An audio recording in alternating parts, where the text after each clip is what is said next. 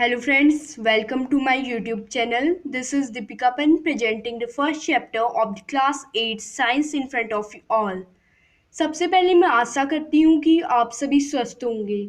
मैं आपको class 8 science full course कराऊंगी जिसमें मैं सबसे पहले चैप्टर एक्सप्लेनेशन, उसके बाद मैं आपको चैप्टर के नोट और क्वेश्चन आंसर प्रोवाइड कराऊंगी। So let's start the chapter. Its title is crop production and management, फसल का उत्पादन और रखरखाव, जो इसका मतलब है। हम पढ़ें क्रॉप प्रोडक्शन और उसके मैनेजमेंट के बारे में, फसल के उत्पादन और रखरखाव के बारे में। Let's start the chapter. Paheli and Boojho went to there uncle house during the summer vacation. Paheli और भूजो अपने अंकल के घर गर्मियों की छुट्टी में गए। Their uncle is a farmer, जो उनके अंकल हैं वो हैं एक किसान, वो एक किसान है। One day they saw some tool like khurpi, sickle, shovel, plough etcetera in the field. एक दिन उनने फील्ड में कुछ टूल्स देखे जैसे कि khurpi, sickle, shovel, plough etcetera. Boojho want to know that where and how we use these tool। भूजो कह रहा है कि मैं जानना चाहता हूँ कहाँ और कैसे हम इन टूल्स का यूज करते हैं। You have learn that all living organism require food. जैसा कि आप सभी ने पढ़ा है, जो ऑल भी लिविंग ऑर्गेनिज्म होते हैं, जितने भी लिविंग ऑर्गेनिज्म होते हैं, उनको जीने के लिए खाने की आवश्यकता होती है। Plant can make their food themself, जो प्लांट होते हैं वो तो अपना खाना स्वयं पकाते हैं। Can you recall how green plant synthesize their own food. तो ये पूछ रहा है कि क्या आपको याद है जो ग्रीन प्लांट होते हैं वो अपना खाना स्वयं कैसे पकाते हैं। इसका आंसर है वो फोटोसिंथेसिस की प्रोसेस के द्वारा अपना खाना स्वयं पकाते हैं। Animal including human can not make their own food. जो एनिमल ह्यूमन को इंक्लूड करके जो अदर एनिमल हैं वो अपना खाना स्वयं नहीं पकाते हैं, बल्कि वो कहीं और से गेट करते हैं अपना खाना। वो अपना खाना किसी प्लांट या किसी और एनिमल को खा के ही प्राप्त करते हैं। Where do animal get their food from. तो ये क्वेश्चन पूछ रहा है कि एनिमल जैसे कि ह्यूमन और अदर एनिमल अपना खाना कहाँ से प्राप्त करते हैं। It's answer is that they get their food from other plants, other animal, और they got their food from anything else but they does not make their food themselves। मतलब कि वो अपना खाना स्वयं नहीं बनाते हैं, वो किसी और प्लांट को खा के या किसी और एनिमल को खा के ही अपना खाना प्राप्त करते हैं। But first of all why do we have to eat food. सबसे पहले हमें इसके लिए जानना होगा कि हमें खाने की आवश्यकता क्यों होती है। You already know that the energy from food is utilized by organisms for carrying out their various body functions such as digestion, respiration and excretion। जैसा कि आप पहले से ही जानते हैं, हमें एनर्जी की ज़रूरत होती है जो हम खाने से प्राप्त करते हैं अपने बॉडी फंक्शन को चलाने के लिए, जैसे कि जो होते हैं डाइजेशन, फूड को डाइजेस्ट करना, रिस्पायरेशन, ब्रीथिंग एंड एक्सक्रेशन, अपना वेस्ट प्रोडक्ट अपनी बॉडी से बाहर निकालने। We get our food from plant और एनिमल और both.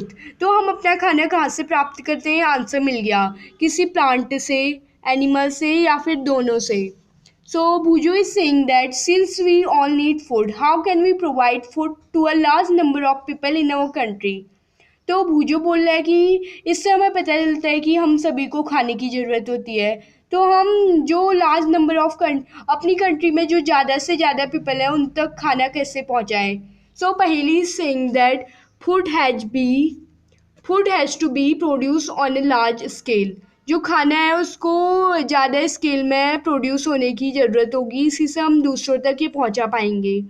In order to provide food for a large population, regular production, proper management and distribution of food is necessary।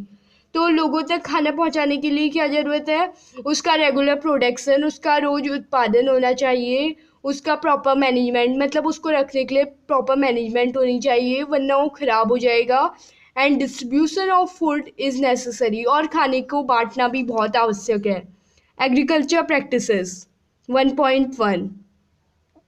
Till 10,000 BC, people were nomadic. They were wandering in group from place to place in search of food and shelter। Till 10,000 BC, जो people थे वो nomadic थे, मतलब कि वो इधर से उधर घूमते थे अपने खाने और अपने रहने के घर की तलाश में। They ate raw foods and vegetable and started hunting for animal for food. तो पहले तो कच्चे फ्रूट्स खाते थे और सब्जियां खाते थे और फल खाते थे, और आफ्टर दैट उनने हंटिंग स्टार्ट की, खाना प्राप्त करने के लिए एनिमल को हंट करना स्टार्ट कर दिया. Later they could cultivate land and produce rice, wheat and other food crops. After that उन्होंने कल्टिवेशन स्टार्ट किया, फसल का उत्पादन, जैसे कि उन्होंने राइस, व्हीट और अदर क्रॉप्स बोनी स्टार्ट की. Thus was born agriculture. ऐसे ही एग्रीकल्चर खेती का जन्म हुआ. When plants of the same kind are grown and cultivated at one place on a large scale, it is called crop. जबकि जो खाना होता है वो ज़्यादा से ज़्यादा मात्रा में एक ही जगह पे उत्पादित होता है, उसी को क्रॉप कहते हैं, उसी को फसल कहते हैं. For example, crop of wheat means that all the plants grown in the field are that of wheat. Wheat की क्रॉप का मतलब ये है कि जो पूरा फील्ड है हमारा, उसमें wheat की क्रॉप लगी होगी. मतलब कि आधे खेत में जैसे वन पार्ट उसका क्रॉप किसी और क्रॉप से नहीं डिवाइड होगा, वन अदर पार्ट किसी और से नहीं, वो जो पूरा खेत होगा वो वीट की क्रॉप से भरा होगा. You already know that the crop are of different type like cereals, vegetable and fruit. जैसे कि आप सभी जानते हैं जो खाना होता है अलग अलग प्रकार का होता है, जैसे कि सीरियल जिस इसके अंदर आते हैं हमारे वीट, ग्राम, अदर थिंग्स, वेजिटेबल्स मतलब सब्जियां, और फ्रूट्स जो हम सभी खाते हैं. These can be classified on the basis of season in which they grow. और फूड एक और चीज़ के द्वारा क्लासिफाइड हो सकता है, एक और चीज़ के द्वारा बांटा जा सकता है उसके सीजन के द्वारा, जिस सीजन में वो बोया जाता है. India is a vast country. India एक बहुत बड़ा देश है. The climatic condition like temperature, humidity and rainfall vary from one region to another. Accordingly there is a rich variety of crop grown in different part of the country. So जैसे कि ये depend करता है climatic condition और temperature और humidity में कि किस प्रकार का भोजन हम प्राप्त कर रहे हैं, ये इसके सीजन वगैरह पे डिपेंड करता है. Despite this diversity, two broad cropping pattern can be identified. These are, तो इस पूरी डाइवर्सिटी से हमें क्या मिलते हैं, दो क्रॉपिंग पैटर्न मिलते हैं सीजन के अकॉर्डिंग जो नीचे दिए गए हैं. Kharif crops. The crops which are sown in the rainy season are called kharif crops. जो खरीफ क्रॉप्स होते हैं वो रेनी सीजन में बोए जाते हैं, उन्हीं को हम खरीफ क्रॉप कहते हैं. The rainy season in India is generally from June to September. जो रेनी सीजन इंडिया में है वो जनरली जून से सितंबर के बीच में है, तो हम इन क्रॉप्स को जून से सितंबर के बीच में ही बोते हैं. इसके एग्जांपल देखते हैं, जैसे कि पैडी, मेज, सोयाबीन, ग्राउंडनट, कॉटन और इत्यादि खरीफ क्रॉप में आते हैं, तो इन्हीं को हम खरीफ क्रॉप कहते हैं. जो होती है हमारे बरसात के सीजन में बोने जाने वाली क्रॉप्स, वही खरीफ क्रॉप्स कहलाती है. उसके बाद आ गई rabi crops. The crops grown in the winter season are called rabi crops. तो ये रबी क्रॉप्स हो गई जो विंटर सीजन में बोई जाती है. Their time period is generally from October to March. मतलब जो क्रॉप अक्टूबर से मार्च के बीच में बोई जाती है वही रबी क्रॉप्स होती है. इनका टाइम पीरियड अक्टूबर से मार्च के बीच में है. Example of rabi crops are wheat, gram, pea, mustard and linseed. जो रबी क्रॉप्स के एग्जाम्पल है वो है wheat, gram, pea, mustard and linseed. Beside these, pulses and vegetable are grown during summer at many places. इसके अलावा जो पल्सेस दाल होती है और वेजिटेबल होती है वो अलग अलग जगह पे बोई जाती है समर के टाइम पे.